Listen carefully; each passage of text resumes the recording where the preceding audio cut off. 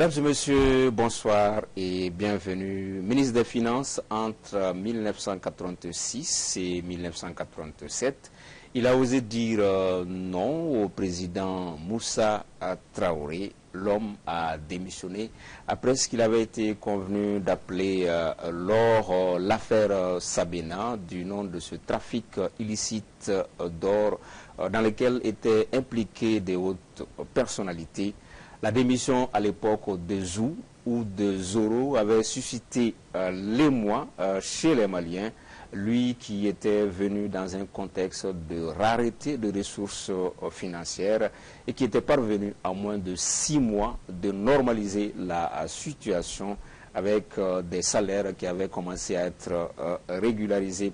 Mesdames et messieurs, vous l'aurez compris, notre invité pour cette émission politique est Dr Soumana Sacko.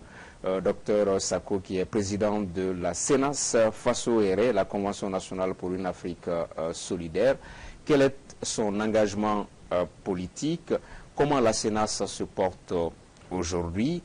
Quel regard fait-il de l'actualité africaine, aussi bien malienne?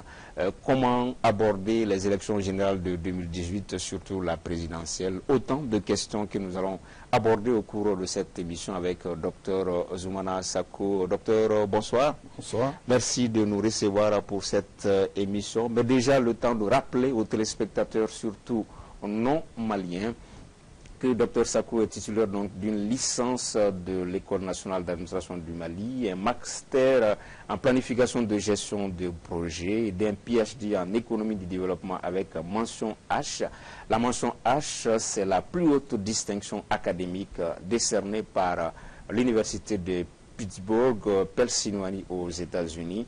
Monsieur Sacko a également suivi en outre des stages et séminaires de formation à la Fondation allemande pour le développement international, au Gosplan de l'ex-Union soviétique, à l'Institut de développement économique de la Banque mondiale, ainsi qu'au Bureau comptabilité du Congrès des États-Unis. En titre de parcours professionnel, on peut citer ce passage au ministère des Finances du Mali. Il a également été nommé Premier ministre par Amadou Toumani Touré et a dirigé le gouvernement de transition entre 1991 et 1992. Dr Soumana Sacko a également été secrétaire exécutif de l'ACBF, la Fondation pour le renforcement des capacités en Afrique. Candidat à la présidentielle de 1997, M. Sacko, vous vous êtes retiré pour protester contre ce qu'il avait été convenu d'appeler la débâcle électorale. Et le 18 décembre 2011, vous êtes investi par la CNAS Faso-Ere, candidat à la présidentielle de 2012. Dr Sacko, par rapport à cette Bio-Express, est-ce qu'il y a des choses qui manquent, des choses qui méritent d'être ajoutées ou ajustées? Oui, je vois que vous avez présenté l'essentiel. Peut-être un léger ajustement. Il était ministre des Finances, non pas en 86-87, mais du 20 février 87 au 29 août 1987, ministre des Finances et du Commerce. Dans le parcours que vous avez présenté, ce que je peux ajouter, c'est qu'avant d'être ministre des Finances et du Commerce, il fut aussi directeur de cabinet du ministère de tutelle des sociétés entreprises d'État. Et auparavant, j'étais conseiller technique au ministère d'État chargé de l'économie du plan avec feu Omar Koulibaly, vraiment l'un des maîtres cadres de ce pays. Et c'est pendant cette période qu'une bonne partie des réformes, dans le sens de la libéralisation de l'économie, dans le sens de la libération des énergies créatrices, que beaucoup de ces réformes ont été mises en chantier. C'est une étape importante dans la vie économique du Mali.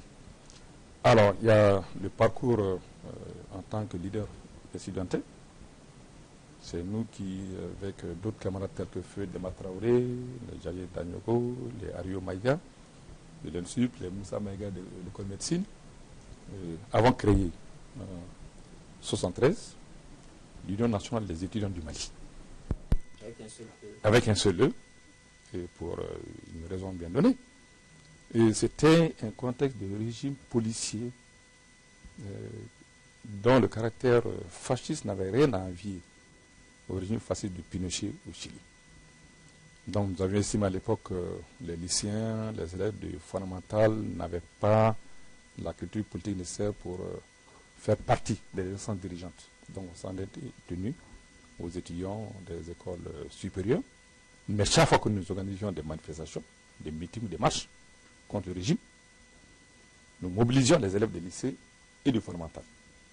Par la manière de l'AIM en allant jeter des pierres ou à les forcer en sortie, parce que nous avions une relève dans ces structures. À mon avis, c'est une étape importante.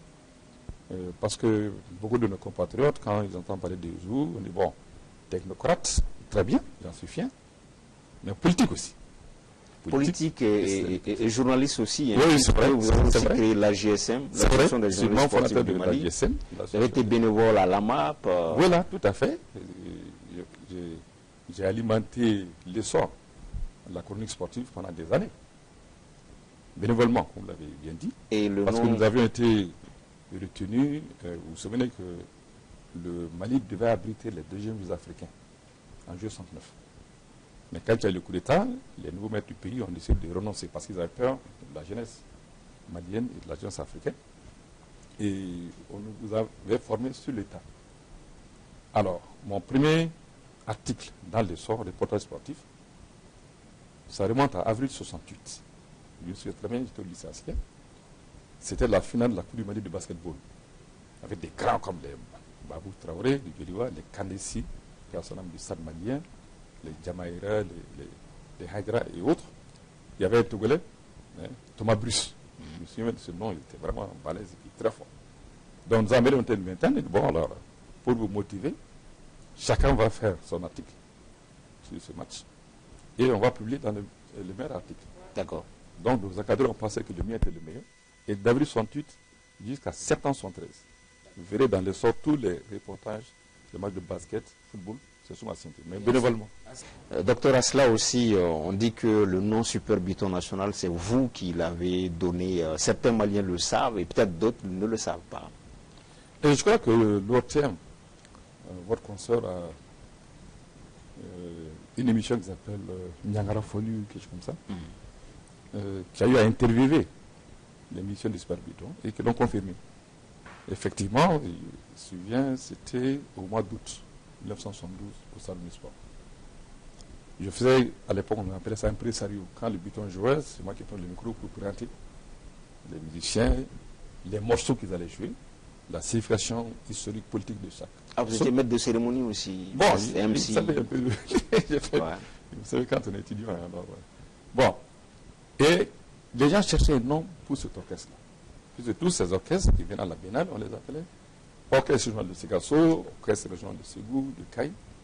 Bon, il fallait trouver quelque chose d'original.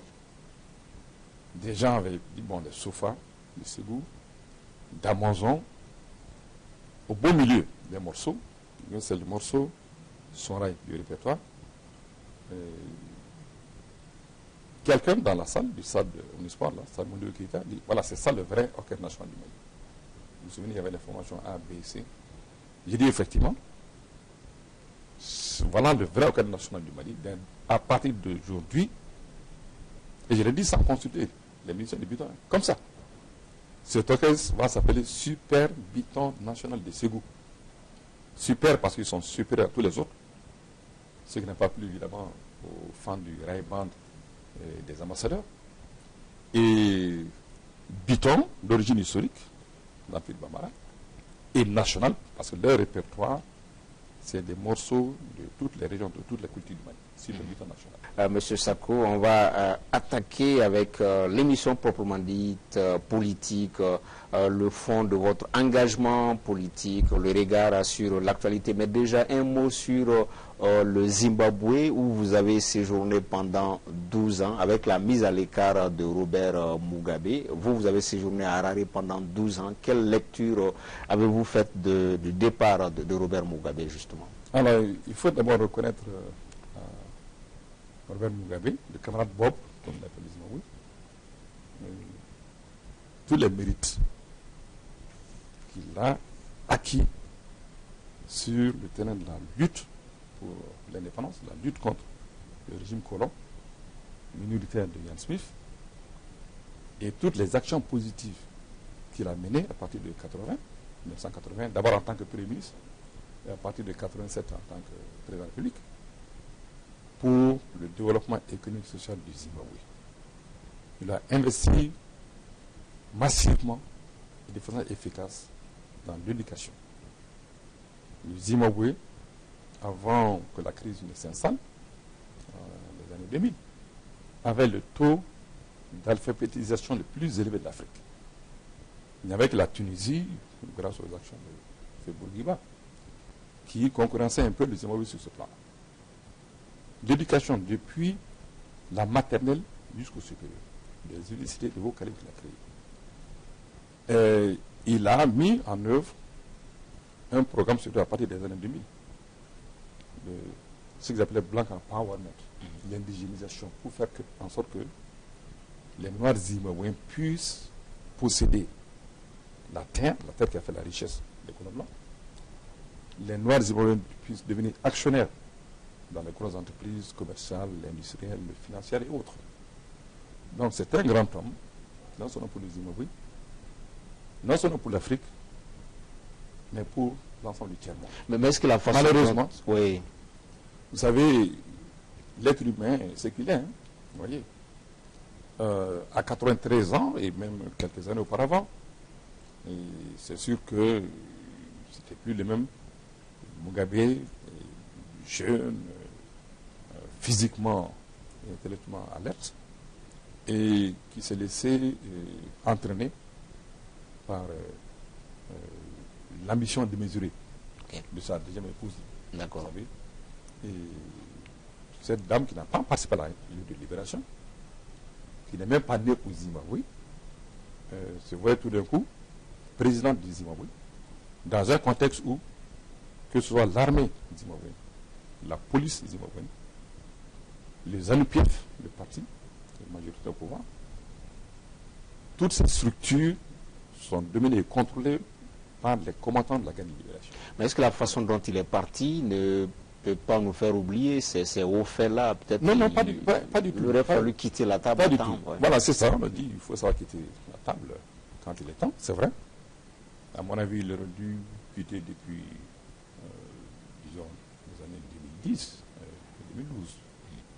Alors, mais je dis, vous savez, le jeu politique, les clans qui se forment, et il y avait un clan qui avait intérêt à le maintenir, même sachant qu'il était diminué physiquement et intellectuellement. D'accord. Moi, je crois que ce qui s'est passé ne lui enlève en rien tous les mérites que je viens d'évoquer.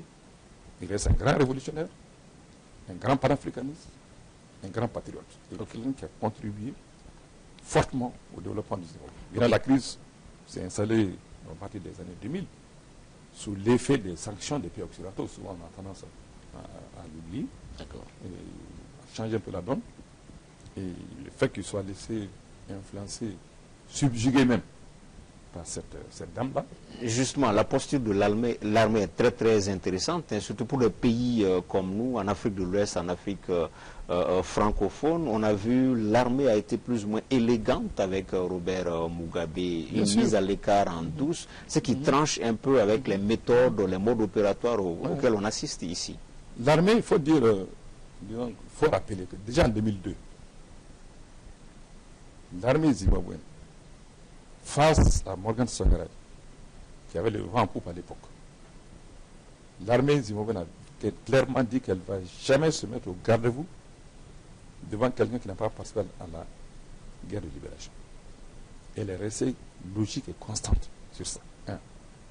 Deuxièmement, et en dépit de toutes les dérives de ces dernières années, l'armée zimbabwéenne, qui est composée essentiellement de combattants de la guerre de libération, en tout cas dans la haute hiérarchie militaire, a toujours conservé ce respect pour le président Mugabe. Il faut le reconnaître, ce mérite. Parce que, contrairement à beaucoup d'armées, notamment des pays francophones, là, des armées mexicaines, aux années 60 ou 70, qui ont fait éruption sur la scène politique, le plus souvent à l'instigation de Foucault, de Fouad-Boigny, il faut le dire aujourd'hui, donc, dont l'origine sociale, sociologique est celle que l'on sait. Et cette armée zimbabwéenne dirigée par des cadres militaires politiquement formés. D'accord. Et qui ont tenu à être légalistes autant que possible. Évidemment, on peut dire qu'il y a contradiction entre le respect de la légalité et un coup de force militaire, bon, qui a tout l'air de ce que les Latino-Américains appellent le pronunciamento, c'est de suite. Ils sont restés illégaux, ils sont restés légalistes jusqu'au bout. D'accord. Voilà. Ok. On va à présent revenir au Mali, docteur Sako, pour vous poser cette question sur l'état de santé de la CNAS Faso-Eré. Comment est-ce qu'elle se porte aujourd'hui? La CNAS Faso-Eré, vous le savez, avait pris un coup très sérieux. Après ce qu'il faut bien appeler notre débat électoral de 2013. Ça reste un parti jeune, avec une base populaire qui à l'époque n'avait pas le temps de se solidifier et qui n'a pas su résister au coup de massue de cette campagne féroce des putschistes et de ces faux leaders religieux qui sont en réalité des leaders politiques déguisés en leaders religieux. Donc ils se sont mis à dire, bon, la démocratie, là, les 20 dernières années, la catastrophe, donc on a été une sorte de victime collatérale de tout cela. Donc notre base populaire n'a pas le temps de se solidifier. Après notre interview dirigée contre ce fameux ministère des Affaires religieuses et des cultes, le gaspillage des ressources publiques, une menace pour la démocratie et la laïcité. Vous pensez que ça n'a pas sa place sur ce département? Non, on y reviendra si vous voulez. Ouais. Donc cette base populaire qui n'avait pas le temps de se solidifier et n'a pas résisté à cette campagne-là, beaucoup d'entre eux en réalité ont reporté leur voix sur l'action du président de la République sous l'influence des putschistes de mars 2012 et de ce faux leader religieux-là.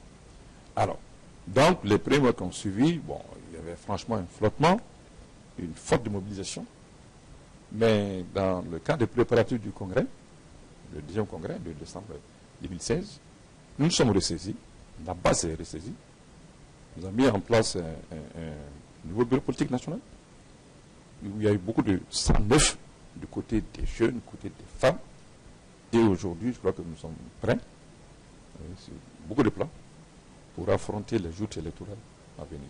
Justement, on sait que vous, personnellement, vous ne parlez pas tous les jours.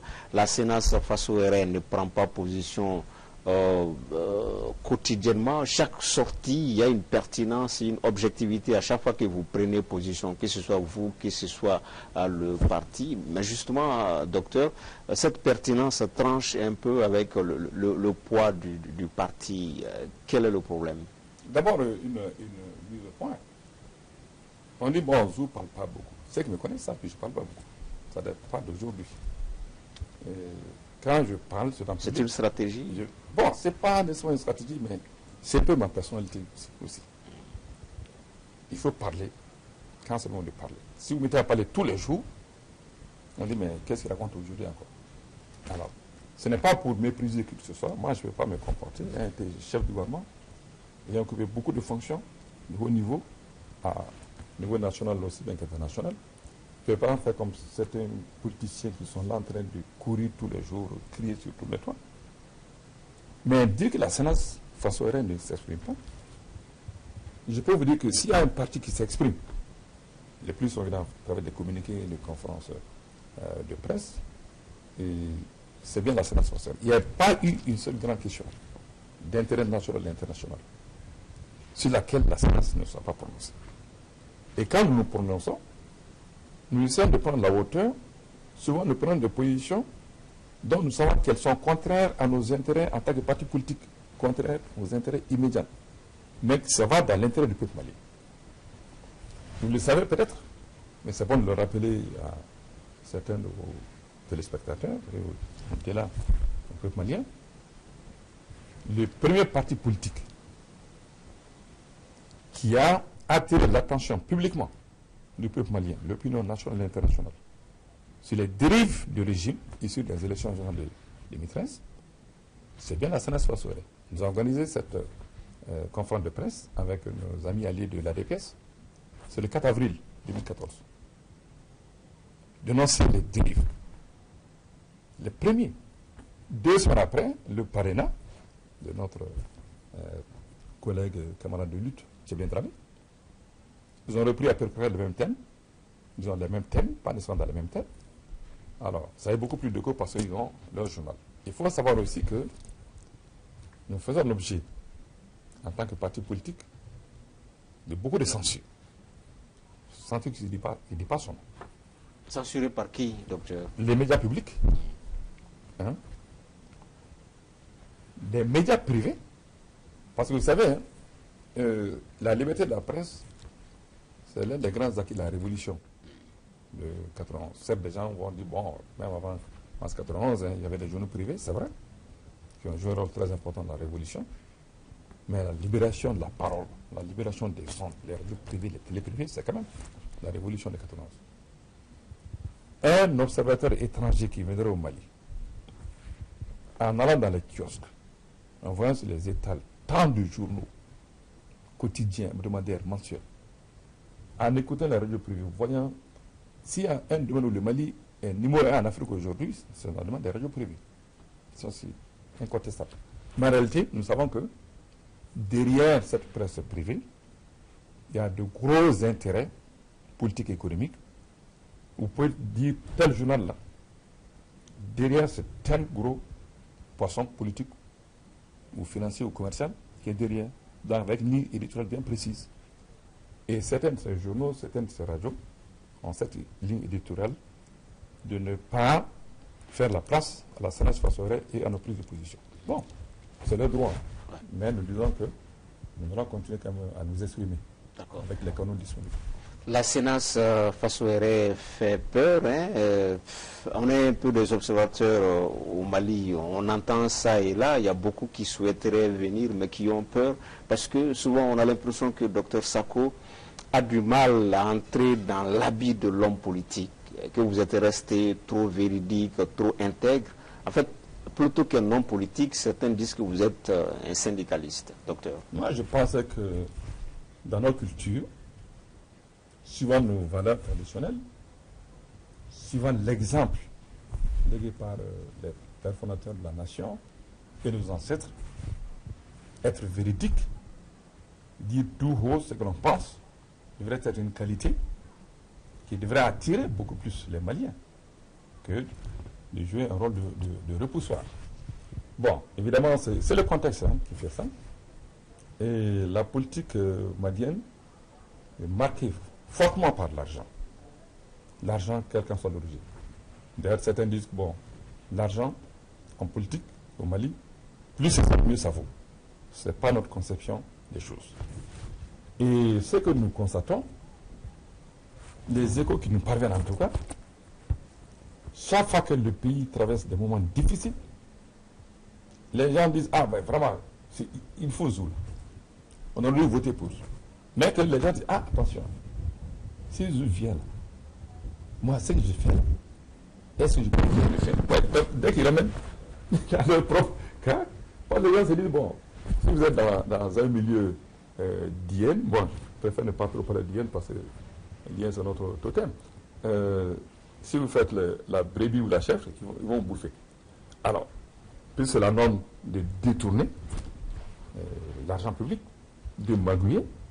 Alors, si tu ne fais pas la même chose, ils vont t'écraser parce qu'ils viennent derrière. D'ailleurs, je vais vous dire quelque chose, une anecdote très significative.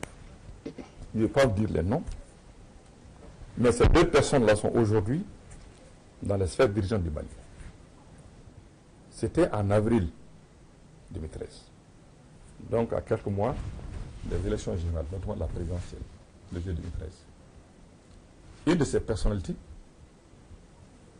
qui a été à l'époque très en vue au sein du FDR, donc l'une des deux tendances contre le putsch, elle est voir cette autre personnalité. J'ai dit, toutes ces deux personnalités sont aujourd'hui dans la haute sphère de l'État. Mais aux téléspectateurs, mais on ne veut pas dévoiler le nom. Donc l'une va voir l'autre. Il faut dire, bon, pour la présidentielle de juillet 2013, il faut que tout le camp anti-putsch, FDR, ADPS et quelques autres petits regroupements, se mettent ensemble derrière un candidat unique Et ce candidat unique ne peut être que Zou. Son interlocuteur sursaute. Dit, mais tu es sérieux ou tu blagues? Comment je ne blague pas? Il faut un candidat unique.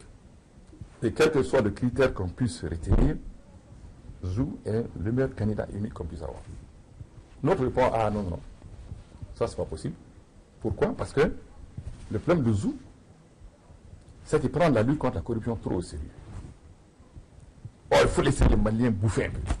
C'est sa réaction. Et que lui, il le tient de source sûre que le candidat de la France, c'était Ibrahim Boubacar Keïta. Et qui conseille à tous ceux qui ne veulent pas prendre leur retraite politique de rallier déjà Ibrahim Boubacar Keïta. Ça, c'est un fait historique. Les deux personnalités sont aujourd'hui dans la haute sphère de l'État. Et dans la même veine, en mars 2012, après le coup d'État, la CEDEAO, dans son rôle de médiation, vient proposer aux autorités françaises le nom d'un Premier ministre pour gérer cette transition. Et c'est mon nom que la CEDEAO avait avancé. Et évidemment, il s'est trouvé des gens pour s'y opposer, y compris le président par à l'époque, Diongono Traoré. Vous allez lui poser la question. Pour le même motif, hein. Il dit, ah non, Zou, il prend la lutte contre la corruption trop sérieux. Oh, nous pensons que pendant cette transition, il faut calmer les jeux, il faut calmer les jeux. Voilà. J'ai dit d'aller lui dire qu'il venait en fait de me décharger sans le savoir des grands fardeaux. Parce que moi, j'avais décidé, pour des raisons de conviction politique, pour des raisons liées à tout ce combat que nous avons mené depuis les années 70 jusqu'à ce jour, de n'avoir rien à faire avec cette junte. Vous avez noté, presque tout le monde a défilé la Cathy. Hein. Nous ne sommes pas là, malgré toutes les pressions. Voilà. Donc, c'est aux Maliens de savoir ce qu'ils veulent. Deux parmi les plus grands opérateurs économiques du Mali qui ont demandé à me rencontrer. Ils ont passé par des amis, des alliés politiques. Et je me souviens, voici à peu près le langage qu'ils m'ont tenu. Eux, opérateurs économiques du Mali, et y compris même au niveau du Conseil national du patronat, ils ont compris que le plan numéro 1 du Mali, c'est la corruption. Et que contrairement à ce que certains peuvent penser, eux, opérateurs économiques, ils sont les premières victimes de la corruption parce qu'ils sont obligés de s'adonner à ça. Parce que si tu ne distribues pas les enveloppes au bon endroit, au bon moment, tu ne peux pas avoir un marché auquel tu peux logiquement, techniquement prétendre. Et ils ont fait le tour de tous les candidats potentiels pour 2012 et qu'à leur avis, de tous ces candidats, c'est le seul à lutter contre la corruption. Donc ils allaient appuyer, financer ma campagne. Mais entre-temps, on ne les a plus revus. Parce qu'il y a beaucoup de choses qui sont passées. Peut-être quand je vais écrire mes mémoires, je vais évoquer ça. Mais encore une fois, le problème, c'est que les Maliens disent, bon, il faut ce monsieur pour lutter contre la corruption, pour redresser l'économie, pour affirmer la souveraineté du Mali. Entre parenthèses, en 2013, c'est poursuivi ces faux religieux, politiciens déguisés en religieux, ont présenté les autres candidats, y compris nous-mêmes, comme des pions de la France, des pions de l'Occident, et que seul Ibrahim Boubacar Keïta pouvait dire la vérité à la France. Or, Ibrahim Boubacar Keïta, il est français, la France me connaît, les États-Unis me connaissent, personne ne peut me dire que moi je suis un pion de qui que ce soit. Je le savais très bien. Alors, on dit non, non, voilà. Il faut voter pour tous ces autres. Pour la petite histoire aussi, quand j'étais ministre des Finances et du Commerce, sous Moussa Traoré, j'étais dans le gouvernement, mais ni Moussa Traoré, ni d'autres dignitaires du régime ne se faisaient d'illusions. Ils savaient bien que je n'étais pas avec eux. Et donc on me filait. On faisait faire de faux rapports par les ceux me concernant. Ceux qui voulaient manipuler Moussa Traoré contre moi. On sait à l'époque, Moussa Traoré, sa bête noire, c'était le capitaine Thomas Sankara. En avril 1987, on était à Nouakchott pour le sommet de la CEDEAO, Communauté économique de l'Afrique de l'Ouest, qui, comme vous le savez, a fusionné avec l'UMOA pour donner l'UEMOA. Ils font un faux rapport contre moi. Pour dire quoi? qu'à Nouakchott, votre ministre des Finances était tout le temps dans la chambre de Thomas Sankara, à l'hôtel, ou Thomas Sankara était tout le temps dans la chambre du jour. Quand on m'a parlé, parce que Moussa Traoré, souvent, après le dossier, il chassait son cabinet, on restait en tête à tête pour discuter de tout sortes de coups d'état de son titre. Je l'ai dit ceci, Monsieur le Président. Hier, on vous a dit que j'étais un agent de la CIA. Parce que c'est ce qu'ils ont dit d'abord. Citoyen service de finances, moins de 2 semaines, je démantèle un réseau d'importation et d'immatriculation frauduleuse de plus de 1500 véhicules. Ils disent, ce monsieur vient d'arriver, il n'y a pas de 2 semaines. C'est la CIA qui a filé de l'information. On vous a dit que c'est un agent de la CIA. Aujourd'hui, on vous dit que c'est un agent de Burkina Faso, agent de Thomas Sankara. Demain, on viendra vous dire que c'est un agent de KGB. C'est l'équivalent de la CIA pour l'Union soviétique à l'époque. Après demain, on va vous dire que c'est un agent du peuple malien, la boucle sera bouclée parce que moi, je me considère comme un agent du peuple malien. Je suis comme ça, il s'est mis à rigoler. Donc, c'est ça. Les Maliens, s'ils sont pour le rétablissement de la souveraineté du Mali, c'est l'ensemble de ce territoire, s'ils veulent pour que le Mali soit respecté sur le plan international, comme c'est le cas, notamment sur le président Modibo Keïta, s'ils veulent qu'il y ait la justice sociale, et ils disent il nous faut Zou. S'ils veulent que l'ordre soit rétabli, l'autorité dit il faut Zou. Mais après, chacun ramène à son cas personnel. On va rapporter le cas d'un. À ce niveau, un cadre supérieur. Il faut qu'on tire les enseignements. Donc, bien sûr, tu verras ça. Que vous vous accommodiez un peu. On va rapporter le cas d'un cadre supérieur. Il dit qu'il était là, dans son salon, avec des visiteurs. Il regardait le journal télévisé de leur thème. Et pour l'une des rares fois, on me montrait, peut-être à l'occasion d'une fonction, d'une activité de la Sénat Fassare. Ce cadre supérieur dit, ah, mon frère, je sais, je reconnais que c'est ce monsieur-là qui peut rétablir l'ordre au Mali, qui peut sortir le Mali de cette crise, qui peut remettre le Mali sur le rail du développement. Mais, personnellement, je ne vais pas voter pour lui. Pourquoi? Il dit que lui, il a 3 fonds bleus, 3 véhicules de l'État, fonds bleus.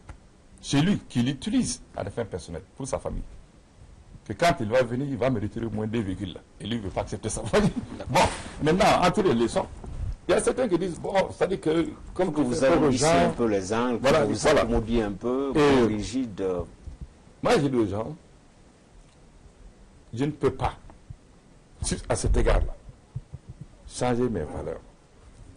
Les valeurs que j'ai acquises, comme tout le monde, de prendre d'abord l'éducation familiale pour la Russie. Ceux qui connaissent la famille Sako, de Niamina, ils ne sont pas surpris que j'incarne un peu ces valeurs-là. La fidélité au peuple, je ne peux pas changer. La défense des intérêts du Mali face aux plus puissants, y compris la France, les États-Unis, la Chine, la Russie et autres, j'en passe, je ne peux pas changer. Me battre pour les pauvres, je ne peux pas changer. Me battre contre les détournements de données publiques, contre la magouille aux dépens de l'État, ça ne peut pas changer. Comme Roba Foko, moi, il donne tout le monde qui veut changer. Tout ça parce que tu veux, disons, rassurer les gens. C'est pas ça, c'est pas Zou. Non, je ne peux pas le faire. Voilà. Ok, on va revenir un peu à cet épisode au niveau du ministère des Finances. Beaucoup de Maliens étaient jeunes à l'époque, surtout nos téléspectateurs. Ils ont entendu parler de ce passage et de cette affaire Sabina. On se rappelle, en 1974, vous aviez été emprisonné suite à l'histoire de la constitution du CMLN avec Bakary Konimba Traoré et puis le professeur Karim Dameli. Mais docteur, cela ne vous a pas empêché, 12 ans après, d'accepter d'être le ministre de ce même Moussa Traoré. Qu'est-ce qui s'était passé entre temps? Vous faites bien de rappeler cet événement de 1974. Effectivement, le régime a arrêté 16 jours, 16 nuits dans les différents commissariats de Bamako. Et ils m'ont libéré la veille de la date fixée pour ma soutenance. Vous avez cité ces 2 camarades, Bakary Konimba Traoré, Bakary Pionnier, et feu le professeur Karim Dameli. Quand j'ai eu ce tract contre le régime, intitulé La farce électorale du 2 juin 1974, qui essentiellement reprenait tous les membres du comité militaire, un à un, depuis le président Moussa Traoré jusqu'au dernier membre. Il était lieutenant hier, il est aujourd'hui colonel. Voilà ce qu'il possédait hier, voilà ce qu'il possède aujourd'hui. Donc c'était tellement osé. Tchékoro Bagajo, directeur de la police personnelle, se pose la question qui peut faire ça contre nous aujourd'hui. Pour eux, on était les trois seuls manières à pouvoir le faire contre le comité militaire. Bakary Konaté Traoré, qui était à l'IPGP, l'Institut de productivité de gestion prévisionnelle, qui a disparu entre-temps, il vient de rentrer de France d'un stage à l'IAP. Feu Kari Damele, qui était professeur de sociologie à l'ENA, à l'ENSUD. Et nous-mêmes, nous étions en 4e année de l'ENA, membre fondateur de l'UNEM et auteur principal de la charte de l'étudiant ayant créé l'UNEM, le secrétaire général des étudiants de l'UNEM et vice-président de cette UNEM-là. Donc ils nous ont arrêtés. Les enquêtes ont prouvé après qu'en fait, qu'on n'avait rien à voir. Même nous avions, moi personnellement, ce taux de traite venu de France. C'était en noir sur fond vert, papier vert. Et il y a cette phrase qui était là, que j'ai oubliée. Le tract disait que la Gestapo de Tchékoro avait remplacé la milice de Modibo. Nous avions ça. Donc quand le lendemain de mon arrestation, ils sont venus perquisitionner dans ma chambre, ma chance, c'est que mon ami, c'est Feu Traoré, qui faisait son stage à la Sonatane, ayant appris moi la nouvelle de mon arrestation, il a couru chez moi. Il savait que j'avais ce tract pour nettoyer ma chambre. S'ils avaient trouvé ce tract, ça aurait suffi pour m'envoyer au bagne. Parce que Bakary Konaté, comme je l'ai dit, les enquêtes ont prouvé que lui, il n'avait rien à voir. Mais quand ils allaient perquisitionner sur lui, ils ont trouvé un brouillon qui n'avait montré à personne. Et c'était contre le référendum aussi, la constitution, que le comité militaire imposait. Il y avait une phrase, il disait comité militaire de liquidation nationale, CMLN, ou de libération nationale. Il disait, comme je dis, il venait de France, hein, à l'ORTF à l'époque, qui a éclaté entre-temps en Antenne 2, 1, 2, 2, 3, jusqu'à la 5, il y avait un débat entre politiciens de différents bords. La thèse qu'il défendait, c'était que le comité militaire fait campagne pour le référendum, il faut que le comité militaire autorise les Maliens qui sont contre le référendum aussi à faire campagne pour le non. Un brouillon. Il n'a pas diffusé. Mais c'était suffisant pour le condamner par une justice aux ordres là, 4 ans de détention. Alors maintenant vous dites pourquoi malgré tout ça. Oui. D'abord, je dois accepter d'être ministre des Finances. Le président Moussa Traoré et moi, contexte, oui. le président Moussa Traoré et moi, notre première fois de nous asseoir face à face, comme vous et moi, c'était le mercredi 18 février 1987, jour du Conseil des ministres. C'est là où, et quand on m'a appelé à la présidence, j'étais loin de me douter que c'était pour m'entendre proposer ce portefeuille très important, le plus important du gouvernement, portefeuille des finances, du commerce. J'ai pensé à tout sauf à ça. Je me souviens d'ailleurs qu'à l'occasion du remaniement de juin 86, et d'après différents recoupements, Moussa Traoré avait l'intention de me nommer au gouvernement, déjà ministre des Finances. Mais chose bizarre, c'est les syndicats, l'UNTM, qui le voient pour s'opposer. L'UNTM me présentait comme l'homme du Fonds monétaire de la Banque mondiale, c'est ce qu'il faut. Que j'étais contre la participation responsable, c'est le slogan de l'époque. Parce que je n'hésitais pas à enfermer des secrétaires régionaux de comité syndicaux qui détournaient les biens des sociétés d'État. Hein. Et j'avais dit à quelqu'un à l'époque, j'ai dit le problème de Moussa Traoré, le problème du Mali, c'est que tout le monde a soutenu Moussa Traoré. Le président Moudou qui était informé du complot fomenté par ce lieutenant, au lieu de l'arrêter tout de suite, il dit non, je veux avoir confirmation, gendarmerie, chef de l'escadron Balakoné, faites-moi m'aider cette enquête-là parce que je ne vais pas me laisser manipuler par les anciens officiers contre les jeunes officiers. Il a suicidé. Les Tchékoro Bagajo qui sont du Kora, qui contrôlaient l'armée, l'appareil de sécurité, l'ont sous-estimé jusqu'à ce qu'ils les arrêtent. J'ai dit Moussa Traoré, certes, pas très instruit en termes de position de diplôme, de parchemin, de hautes écoles, d'université, mais n'est pas idiot. Hein. J'ai dit Moussa Traoré, c'est qui nommé dans son gouvernement, qui n'est pas nommé. Je peux dire le nom de l'interlocuteur, il est là, Amadou Sidibé, qui était jusqu'à tout récemment directeur de la BDM. C'était mon assistant à Koulouba quand j'étais le conseil technique chargé des réformes économiques et de la coopération. Il dit, Moussa Traoré, c'est que le jour où nos yeux feront 4, c'est la fin de son régime. J'ai dit, et le fait, malheureusement, ou heureusement, l'a démontré. Ce qu'il faut savoir. Quand vous venez, les salaires étaient en retard.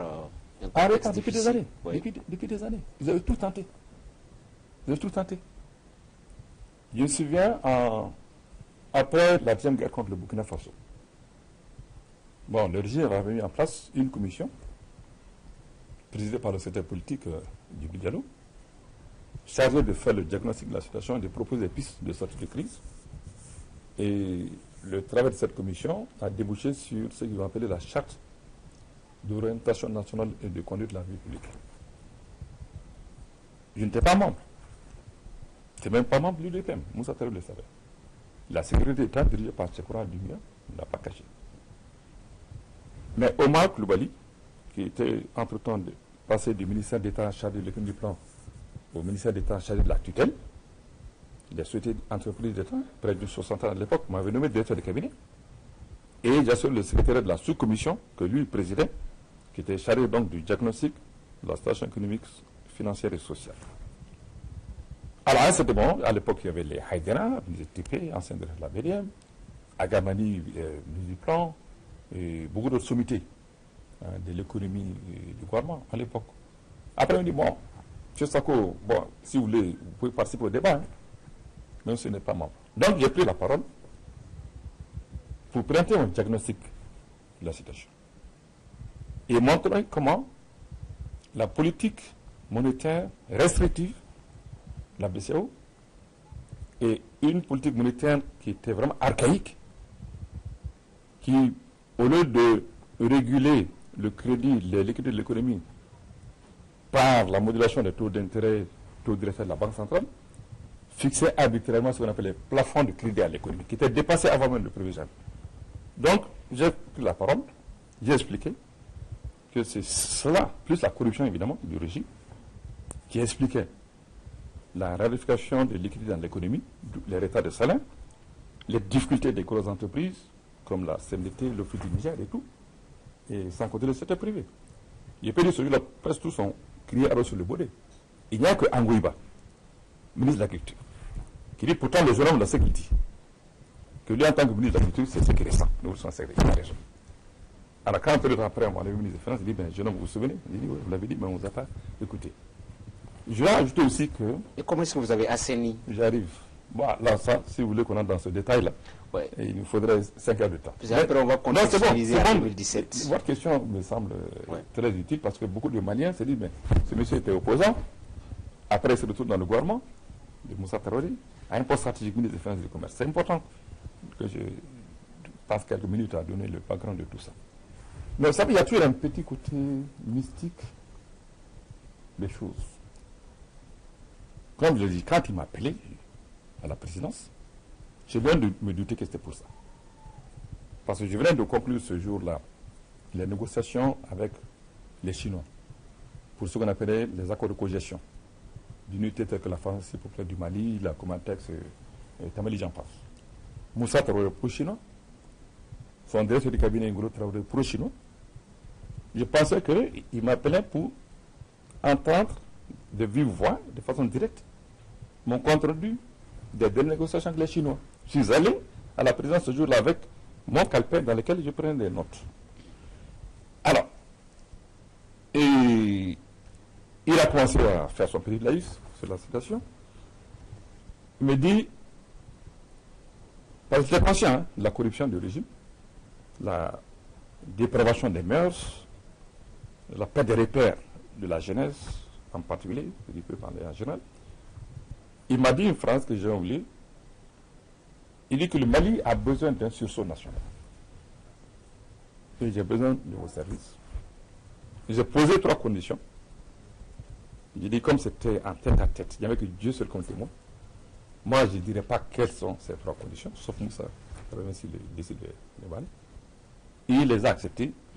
Mais je m'étais souvenu que déjà en 82, quand je suis rentré des États-Unis, j'étais même au chômage. Hein. Mon ami Serou Traoré, mon premier gosse pour son nom, on discutait contre le régime, contre le coup d'État de 68. Mais il m'a dit, un jour, la côte, tu sais, quelque chose me dit que ce Moussa Traoré, il va te faire appel un jour pour le gouvernement. Et si tu appelles, il faut accepter. J'ai dit, mais c'est lui, il faut qu'on soit constant. On a contre ce régime, on met des essais clandestines. Pourquoi veux-tu que non, que lui, là, le Moussa Traoré, peut-être il est dans un carcan. Il veut faire bien, il veut faire mieux, mais il est dans un carcan, entouré de gens. Et si tu es là, comme ça, je me souviens de ça, 82. D'accord. Plus tard, 86. Un ami très proche du Kamani Diallo aussi. Il était à la Sonos. Il était pratiquement sur son lieu de mort au point G, parce qu'il est décédé en août 86.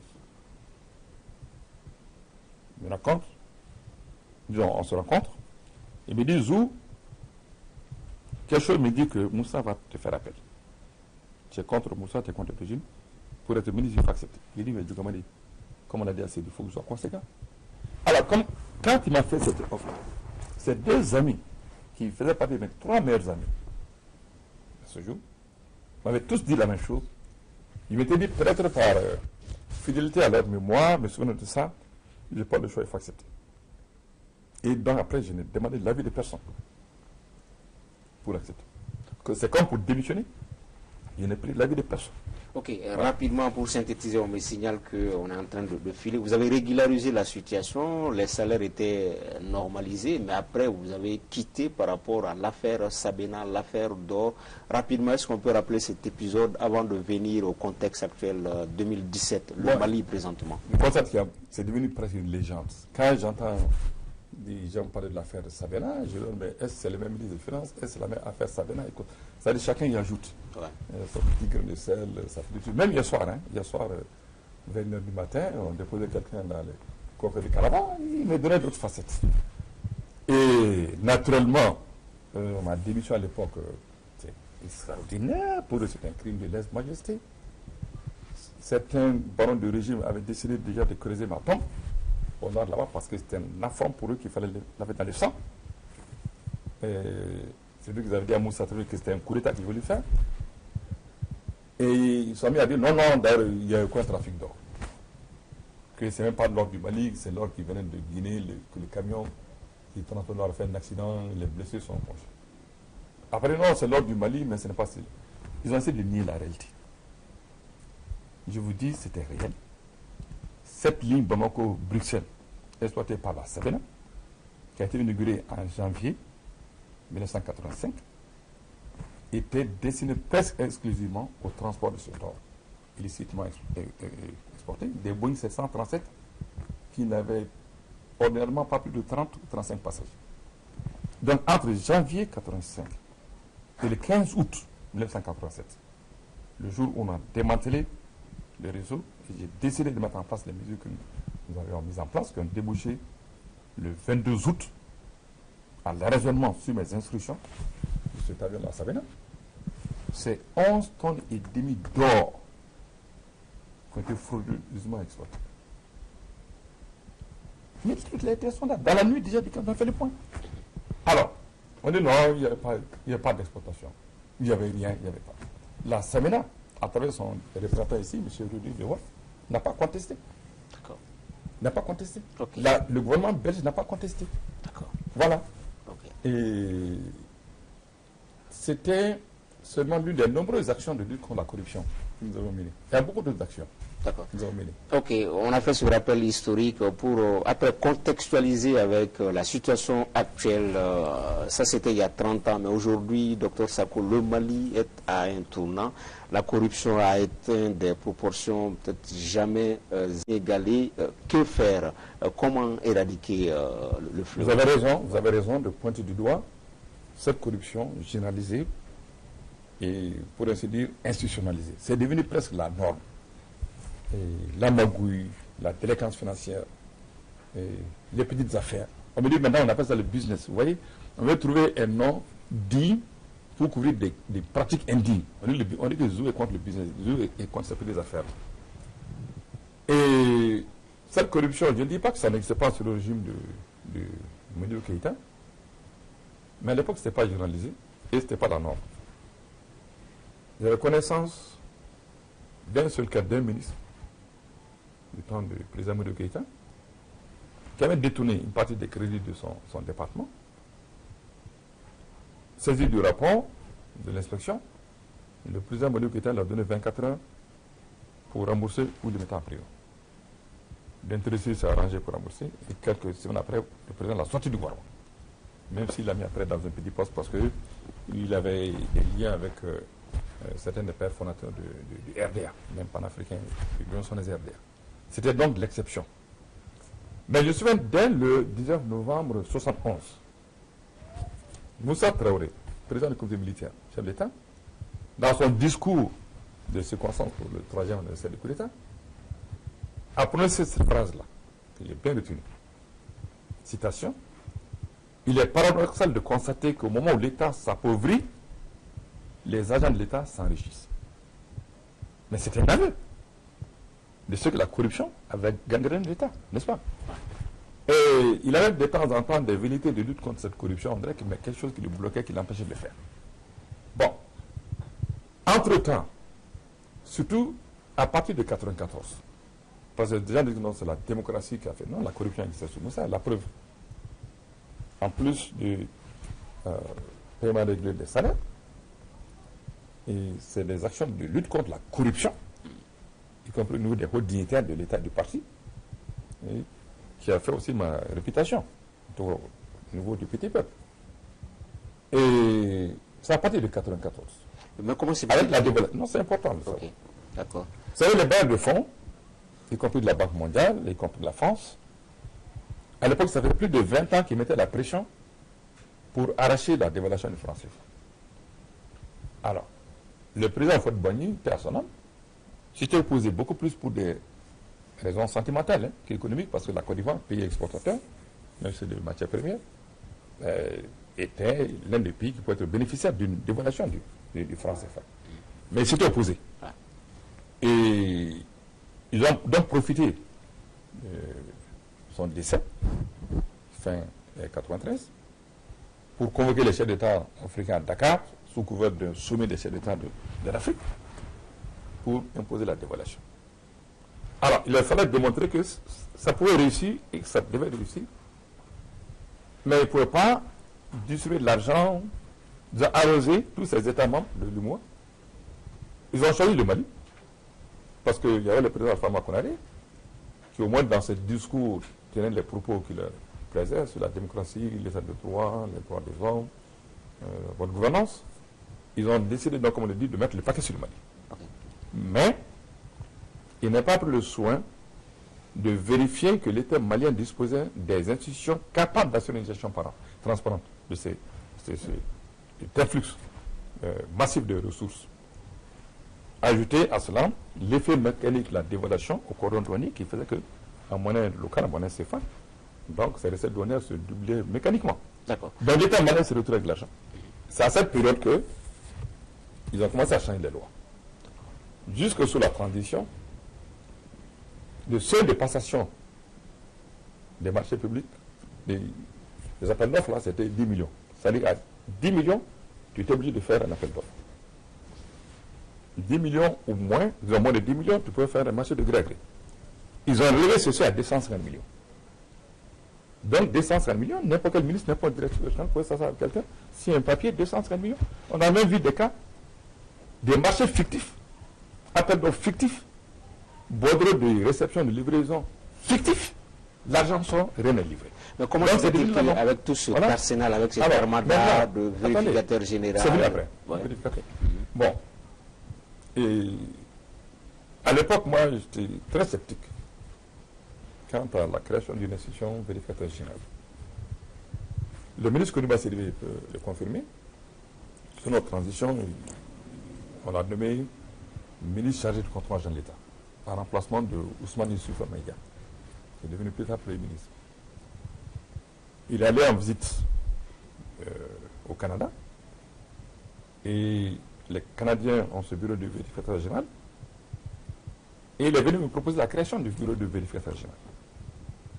J'ai dit, monsieur le ministre, le bureau de vérificateur général, c'est l'équivalent du GAO, le General Accounting Office, du Congrès des États-Unis, qui est maintenant appelé Government Accountability Office. Vous l'avez rappelé sommairement dans mon cursus. J'ai dit, nous sommes dans une situation de tradition française. Ça, c'est la tradition anglo-saxonne. Et déjà, moi, j'estime que la lutte contre la corruption a besoin d'un leadership politique. Si on crée une structure qui est censée être indépendante, c'est une façon pour le gouvernement, pour l'État de se dédonner.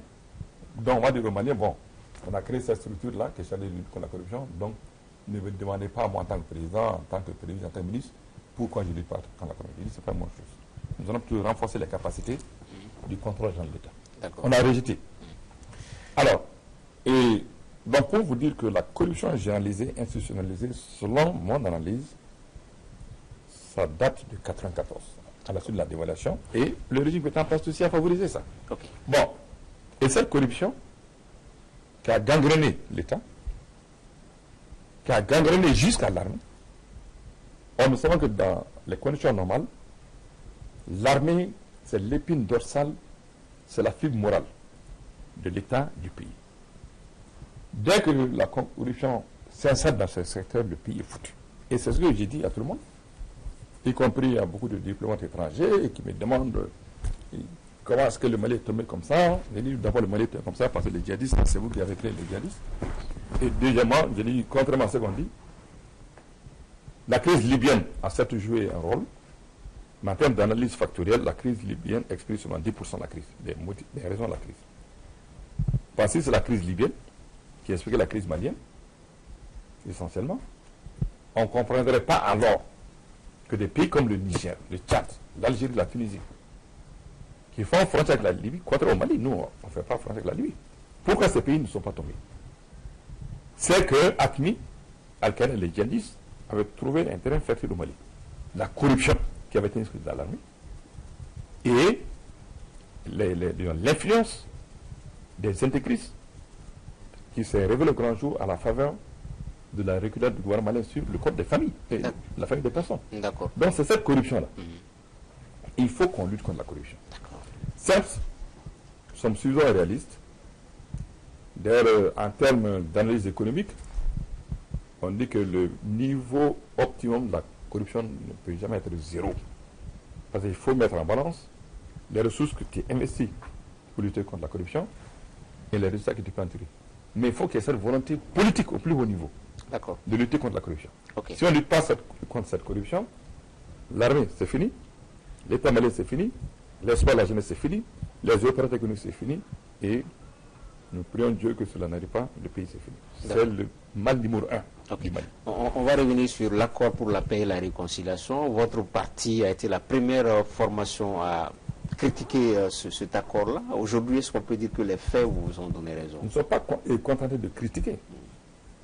Nous l'avons décortiqué et démontré, comme le dit Coran par A plus B, que c'était un mauvais accord, c'était l'accord de la partition du Mali, que ça créait pas une fédération, mais une confédération avec ses États-régions, sans dire le mot, qui était l'antichambre de l'indépendance de cette zone abusivement appelée Azawad. Nous l'avons démontré par A plus B que cet accord mettait fin aux principes républicains, principes de laïcité de l'État, à la démocratie, et que cet accord, au-delà d'être une prime à la rébellion armée, au-delà d'être une prime au séparatisme, que cet accord reflétait également une sorte de nostalgie de l'ordre sociopolitique colonial. Parce que c'est vrai, à l'avant l'indépendance, l'ordre colonial, le colon français s'appuie sur qui? Les gens l'oublient. Les chefs traditionnels et les chefs religieux. Les gens ont oublié que dans notre histoire, les deux principaux chefs religieux qui ont combattu la colonisation, c'était Cheikhna Amaoula, qui est de Niamina, hein. Il n'est pas de Nyoro, de Niamina, et Mohamed Lamine Dramé. Sinon, tous les autres ont coopéré avec la colonisation française, ont légitimé la colonisation et tous les avis de la colonisation. Et les chefs traditionnels. Et vous voyez l'accord qui fait une place, la place belle, c'est soi-disant chef religieux, chef traditionnel. On nous parle des cadis. Les cadis, c'est quoi? C'est quelle justice? Quel code pénal ils appliquent? C'est la fin de la laïcité. C'est la fin de la République. La République, c'est que vous accédez à des postes électifs ou nominatifs sur la base du mérite. Des mérites que les électeurs vous reconnaissent, élection, ou des mérites que vos supérieurs vous reconnaissent, voire de nomination. La République, vous n'accédez pas à des postes par la naissance. Ce n'est pas parce que vous avez tel patronyme, vous allez être au Sénat, vous avez tel patronyme, on va mettre dans tel organisme. Et c'est ce que l'accord dit. Mais dans l'accord, il semble y avoir des éclaircies, des points positifs, puisque depuis, on n'a pas assisté à de confrontations entre l'armée régulière du Mali et le groupe armé. Ça, c'est des histoires. Après, il y a eu des accrochages. Il y a des combats. Depuis, tout simplement, mai 2014, je crois, la visite de Moussa Mara à Kidal, où, pour une énième fois, l'armée malienne a été défaite. Il n'a plus le moyen de réagir. Et le président était obligé de courir voir le président mauritanien, Aziz, dont beaucoup soupçonnent d'ailleurs qu'il a des liens avec des séparatistes des Medla, pour demander un cessez-le-feu.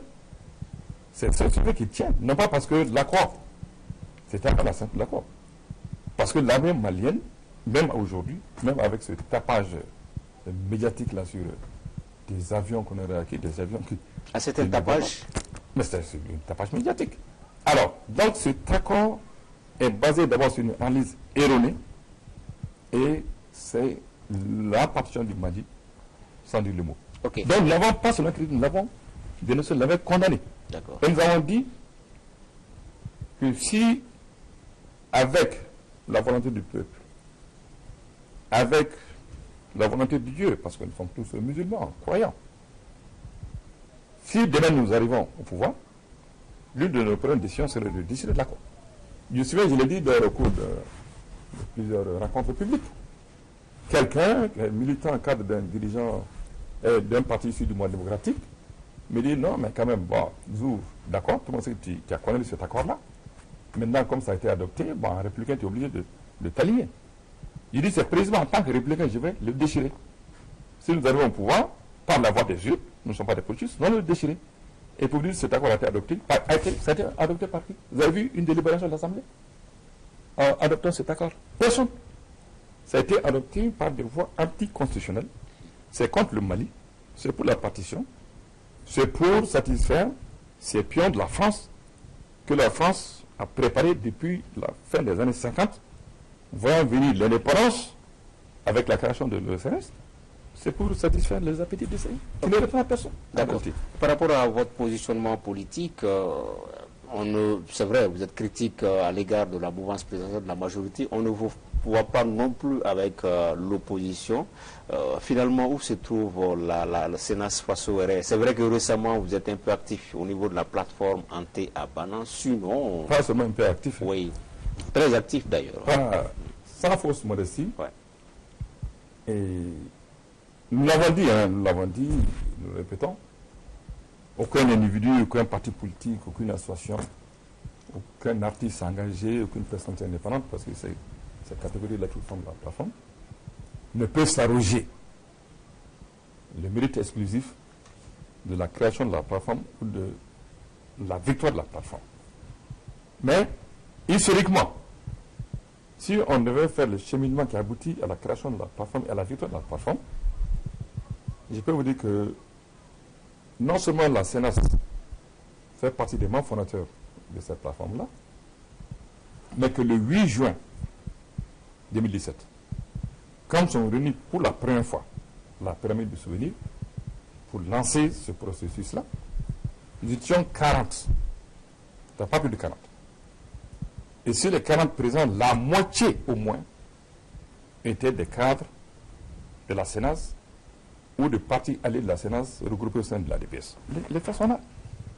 Et nous avons été, sans fausse modestie, les premiers à dégainer déjà contre le projet de révision constitutionnelle 2010-2011. Et nous avons été les premiers à dégainer contre la volonté du président Ibrahim Boubacar Keïta de tripatouiller cette constitution et de nous ramener à un régime monarchique néocolonial. La gouvernance Ibeka. La gouvernance. Quel est le regard? Nous avons dit, je le rappelais tantôt, dès le 4 avril 2014. Nous avons été les premiers à alerter l'opinion sur les dérives que nous constations. Nous avions demandé à l'époque à l'Assemblée nationale de créer une commission d'enquête parlementaire sur le marché de l'armement, de l'équipement militaire. Nous avions déjà alerté sur l'affaire Toumi et le fait que le président, en violation de la Constitution, n'avait pas fait une déclaration publique de ses biens. On nous dit, ah, il a remis, mais il donne la Constitution d'y faire publiquement. Voilà, que la Cour suprême reçoit publiquement la déclaration de biens. On a vu le président Alpha, le président Mantouré, en entrant en fonction, à la sortie. On sait, Alpha, il avait cette blouse qu'il a déclarée. Après, il avait une licence, c'est quoi, pour son épouse. Bon, tout le monde savait, il a déclaré. Et d'ailleurs, la Constitution dit que ça doit faire l'objet d'une mise à jour annuelle. Ils ne le font pas. L'implication de la famille présidentielle, nous avons été suffisants et réalistes pour dire dans ce document que dans tous les pays du monde, la famille présidentielle, d'une manière ou d'une autre, de façon directe ou indirecte, joue un rôle dans la gestion des affaires publiques. Ce rôle peut être positif comme négatif. Que dans le cas d'espèces, il était peut-être un peu trop tôt pour dire si l'implication de la famille présidentielle était négative ou positive. J'avais dit, je connaissais la première dame, Abi Maïga. D'ailleurs, je l'ai connue, hein, bien avant de connaître Ibrahim Boubacar Keïta. Je l'ai connue, c'était en avril 82 à Libreville. Le conjoint d'une réunion ACP, les États africains, Caraïbes et Pacifique, avec la communauté économique européenne, on appelle aujourd'hui l'Union européenne, autour des accords de choses, de Lomé, après l'accord de Cotonou et tout. Alors, et nous avions alerté sur le manque de vision stratégique de la crise du Nord. On l'a dénoncé. Alors, et je me souviens quand le président m'a reçu à sa demande, hein, c'était, je crois, en septembre 2016, pour l'après du soir, je venais de rentrer du champ, un peu fatigué, fortement grippé d'air. Quand je reçois un coup de fil de Boué Maïga, c'était dans la présidence, le président souhaite te recevoir demain à 17h au palais. J'étais fortement grippé. Je suis le point de vue, bon écoute, Boubé, tu me rappelles demain, en fonction de mon état de santé, je vais dire si oui ou non je peux être là. Mais après, il me dit, bon, si je lui dis ça, il va penser que c'était un prétexte politique ou diplomatique en fait, pour refuser de rencontrer Ibrahim Boubacar Keïta. Comment j'appelle Ibrahim, pas Ibeka comme demandait la paix. On est allé. On n'a pas de tout son bilan, hein. C'est lui qui a pris la parole pour évoquer tel dossier, tel dossier, tel dossier, y compris la code d'Alger, y compris le code, ce fameux code électoral là. Et je lui dis qu'il fixe maintenant le plafond, disons, qu'il fixe le montant de la caution pour la présidentielle à 25 millions. J'ai dit, Ibrahim, avec ce code-là, tu vas transformer cette démocratie chèrement acquise en une plutocratie dirigée par la mafia ou dirigée par les spécialistes des détournements de données publiques. J'espère que tu ne veux pas le promulguer ce code. Ce n'était pas encore promulgué. Il dit qu'il va le promulguer. Alors, pour moi, c'est la déclaration de guerre. Mais ce qu'on voit, parce qu'on est à 8 mois de l'expiration, tout au plus, hein, c'est mandat. J'ai entendu quelqu'un dire qu'il a son mandat expire le 4 septembre, non. Son mandat expire le 3 septembre à minuit. Ou si vous voulez parler du 4, c'est le 4 septembre à 0h. C'est-à-dire, son mandat ne couvre pas la journée du 4. Il faut préciser ça constitutionnellement. Alors, sur la base de ce qu'on voit aujourd'hui, cet accord de la partition nationale, nous l'appelons même l'accord de la démission nationale, c'est l'accord d'Alger. Vous avez vu le premier ministre Moudoui Keïta qui est très fort en français, très fort en français. Vous voyez encore donc l'accord d'Alger, le nom c'est péjoratif, ça confirmait ce que nous avons tous dénoncé, que la transformation du Mali en un condominium franco-malien, avec le président Ibrahim Boubacar Keïta comme le gouverneur de ce condominium là pour le compte de la France et de l'Algérie. Il a dit non, ce n'est pas l'accord d'Alger, comme ça a été signé à Bamako, et on doit l'appeler accord de Bamako, mais comme il savait qu'il n'y a pas d'appropriation nationale, par personne, y compris par les institutions telles que l'Assemblée. Ils disent accord issu du processus d'Alger. J'ai dit, monsieur le Premier ministre, professeur de français, vous allez utiliser toutes sortes de circonvolutions. La réalité, c'est l'accord d'Alger. D'accord. Alors, nous l'avons. Avec cet accord d'Alger, Ibrahim Boubacar Keïta a trahi l'espoir que les putschistes et ces faux leaders religieux avaient créé abusivement, suscité au sein des couches populaires, en disant c'est lui l'homme à poigne qui va venir régler la Cachemire, et puis ces rebelles-là, on ne va plus entendre parler. Il a trahi cet espoir-là. Avec la mauvaise gouvernance financière, la corruption, qui atteint des niveaux insoupçonnés, jamais égalés, même du temps du comité militaire, dit de libération nationale. Avec ce laisser-aller dans tous les secteurs. Alors on disait, on m'appointe. Avec des situations qu'on ne peut pas imaginer. Comment le Malien peut faire ça aujourd'hui, en toute impunité? Je crois que si on a fait ce bilan aujourd'hui, parce que je vois mal Ibrahim Boubacar Keïta et son régime redresser les choses, se rattraper en 8 mois, ceux qui n'ont pas pu faire en 4 ans, ou ceux qui l'ont gâté en 4 ans. C'est la base de ce bilan. Je vois mal les Maliens renouveler le bail d'Ibrahim Boubacar Keïta à Koulouba. Et justement, mais nous savons, oui. et je le rappelais l'autre jour encore aux camarades, la plateforme, j'ai dit, il faut être réaliste. D'accord. Le monsieur, c'est la base de son bilan, objectivement, en dépit du tapage médiatique fait sur ces avions-là, il faut qu'on vérifie quel type d'avion, vous voyez. Et il ne peut pas se faire régler. Mais nous ajoutons qu'il a des atouts. Okay. Qu'il ne faut pas... Laissez-moi poursuivre là, c'est très important. D'accord. Il est le président en exercice. Il a les moyens de l'État. La caisse noire.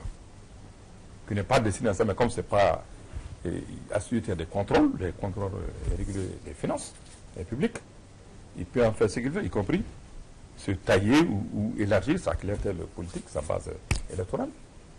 Et il a à son actif, disons pas à son actif, à son profit, une situation que l'on constate partout, dans tous les pays africains et tous les pays du tiers-monde.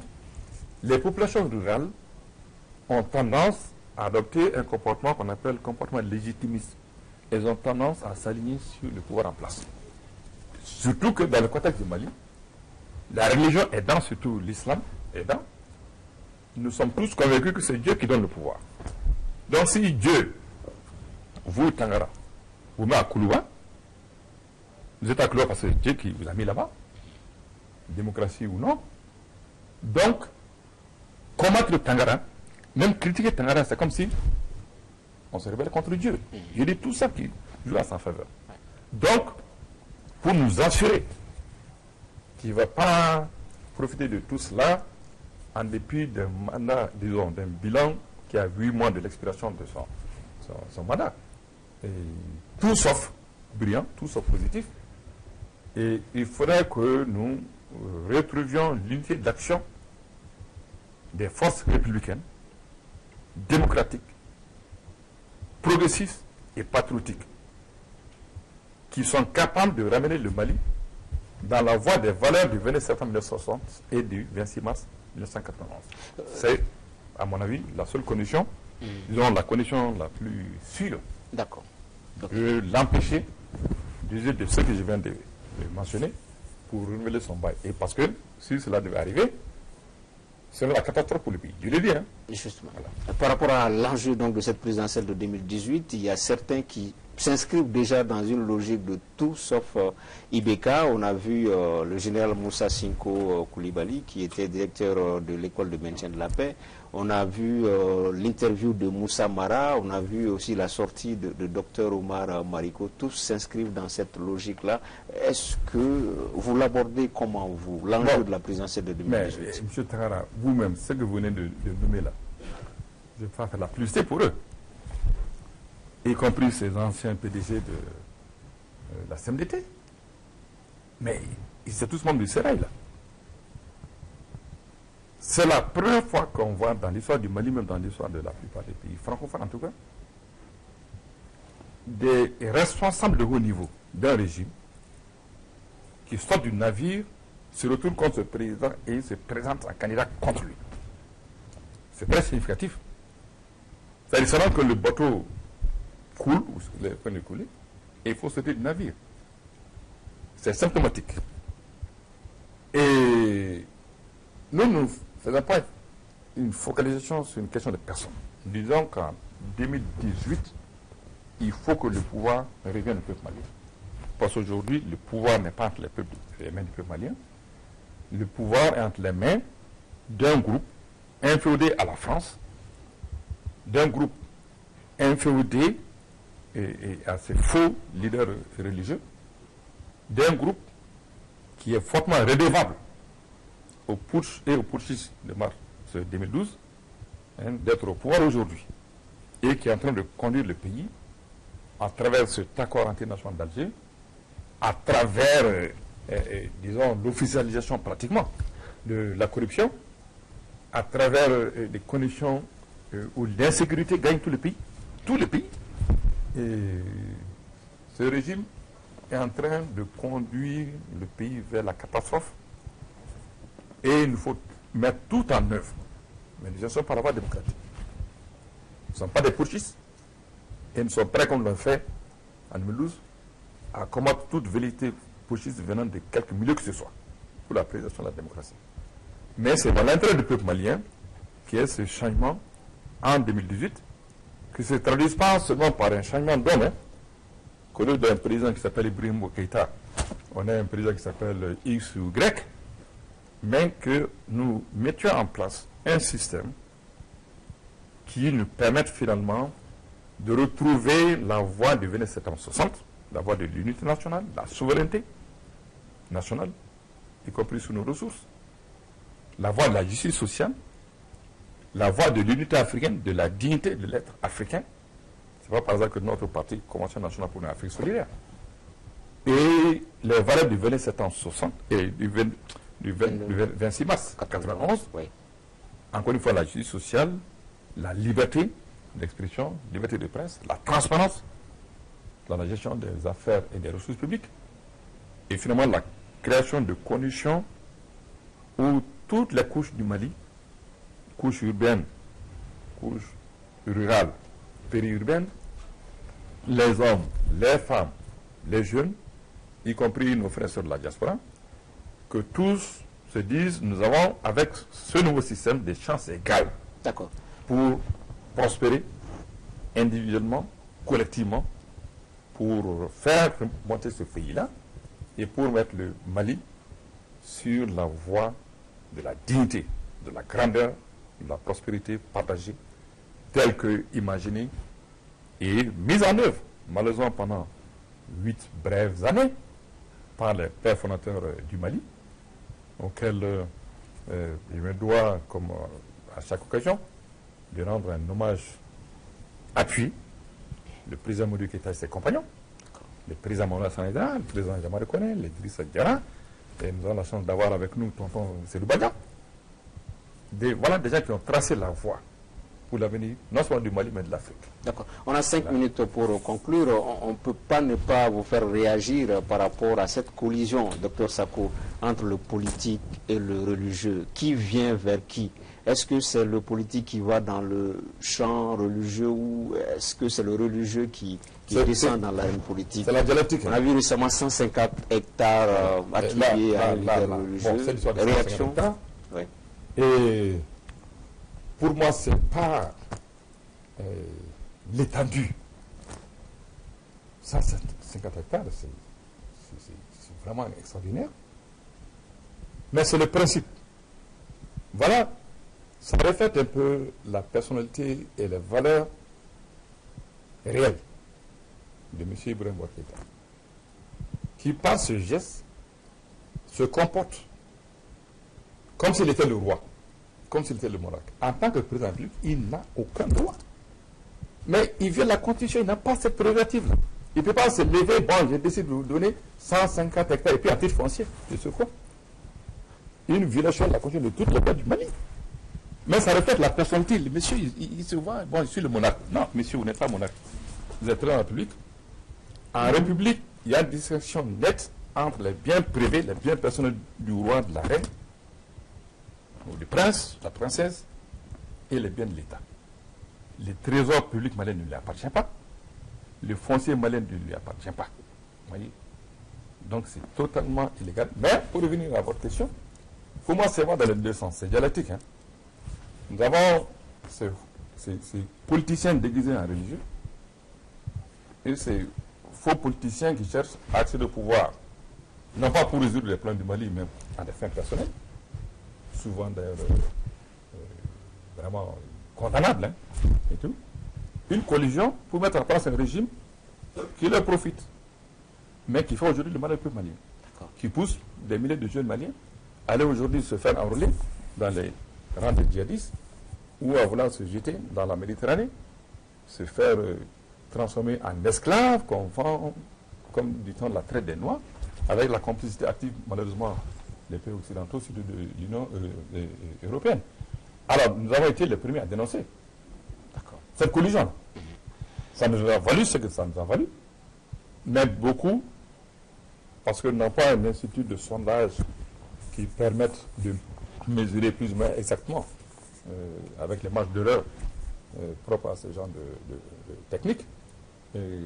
Mais nous savons qu'aujourd'hui, bonne partie de l'opinion publique malienne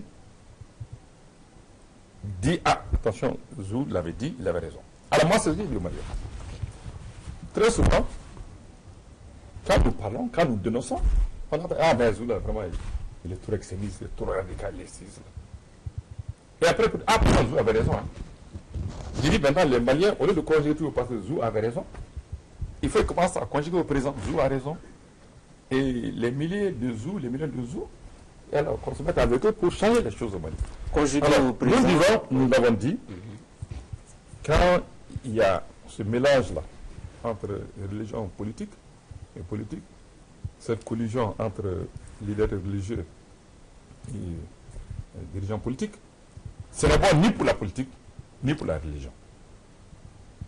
Et nous disons, nous l'avons répété à maintes reprises, nous répétons, chaque fois que vous voyez cette collusion entre politique et religion, ou la politique et la religion, à y regarder de plus près, vous vous rendrez compte qu'en fait, il ne s'agit ni de promouvoir la religion, ni de renforcer la politique. Il y a des intérêts financiers, économiques et techniques derrière.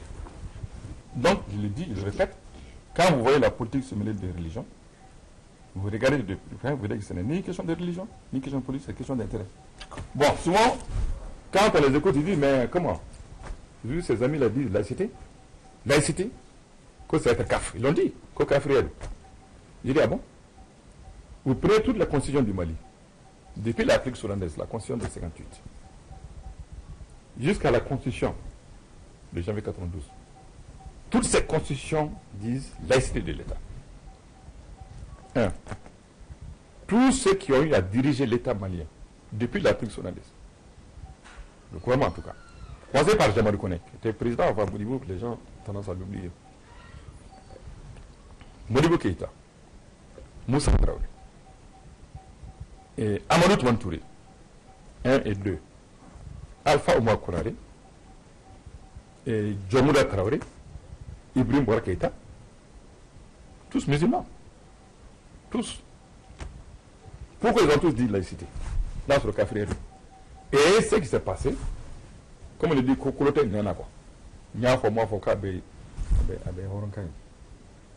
il y a eu la défaite de Kona, je vous dis ici, nous avons reproché à la France, du management de la communauté internationale, nous l'avons dit dès avril 2012, que la communauté internationale nous proposait un marché de dupes consistant à nous aider à combattre les djihadistes pour remettre en scène les séparatistes des Mali. Et c'est ce qui s'est fait avec Sarval aujourd'hui, Barkhane, et même le fameux G5 Sahel là, qui veut mettre sur pied. Alors, mais qu'est-ce qui se passe? Et nous avons dit, Serval, sans Serval, ce 13 janvier, les djihadistes auraient pris le contrôle de Bamako.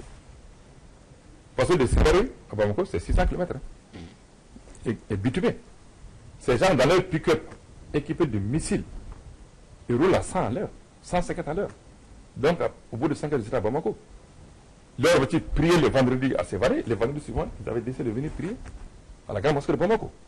Et je vous dis, ils auraient eu des gens ici à Bamako, y compris parmi les leaders religieux, qui seraient allés les accueillir les bras ouverts à Yirimajou pour les accompagner dans la prise de Bamako. Voilà. Donc pour ce faire, nous, disons, la France a joué un rôle positif sur ce point. Mais il faut que les leaders religieux comprennent que leur rôle, c'est de continuer à diffuser la parole de Dieu. De rappeler aux uns aux autres, parce que nos dirigeants, nos simples citoyens, nos valeurs religieuses, nos valeurs traditionnelles, et même de s'abstenir de semer les champs politiques. Et les politiciens en faillite, là, qui cessent d'aller manipuler des leaders religieux parce qu'on a fait un kilomètre de goudron ici, ou bien on veut donner des hectares là, pour des festivals religieux.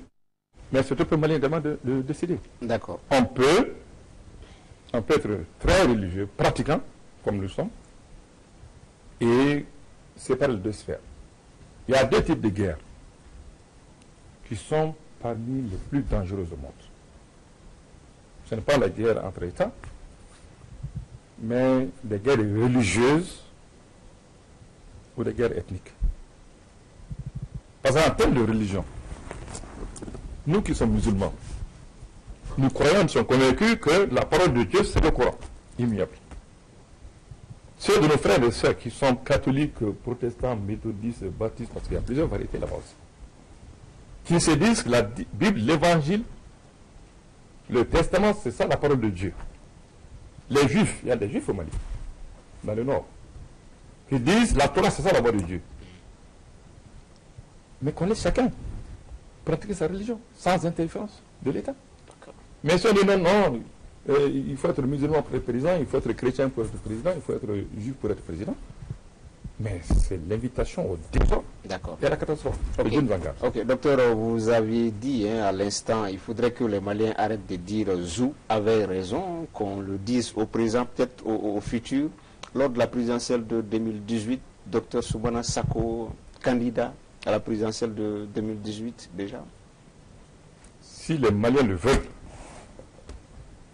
si Dieu l'autorise, nous sommes tous musulmans, nous avons toujours dit, bien avant aujourd'hui, que nous ne sommes pas des assoiffés de pouvoir. Vous pouvez demander à mes collègues du parti et demander à mes collaborateurs dans les différentes hautes fonctions que j'ai occupées au Mali ou à l'étranger. Le pouvoir ne me dit rien du tout. Pour moi, le pouvoir, c'est un instrument pour aider à résoudre les problèmes du peuple, du petit peuple surtout. Ce n'est pas pour dire dans mon CV, voilà, j'étais président du Mali, j'étais ceci, cela, non. Et là, vous avez noté que je n'ai jamais eu à gérer des problèmes de transition quand j'ai quitté le pouvoir. Ceux qui me connaissent, Premier ministre, ils m'ont connu comme tel et simple fonctionnaire. Parce que pour la première fois, quand je suis rentré des États-Unis, même avec mon PhD, le premier bureau que j'ai occupé, c'est le bureau du planton du chef de des affaires étrangères. Les plantons des autres ministères venaient me prêter le courrier, parce que pour eux, c'est le planton. Et donc, mais, puisqu'il faut se présenter, puisqu'il faut se faire élire, pour pouvoir précisément utiliser cet instrument qu'est l'État pour résoudre les problèmes des Maliens, des Maliennes, des populations des villes comme la campagne, des jeunes qui sont à l'école, des jeunes diplômés, des opérateurs économiques, des paysans, des artisans, ces tailleurs-là, ces femmes qui sont encore opprimées sous le poids de beaucoup de pesanteurs et sociales. Et c'est au peuple malien de dire s'il veut que un candidat appelé Soumana Sako se présente. Nous sommes à la discussion du peuple malien.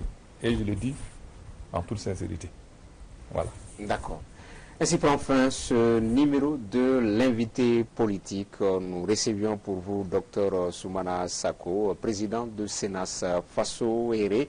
Avec lui, nous avons parlé de la vie du parti.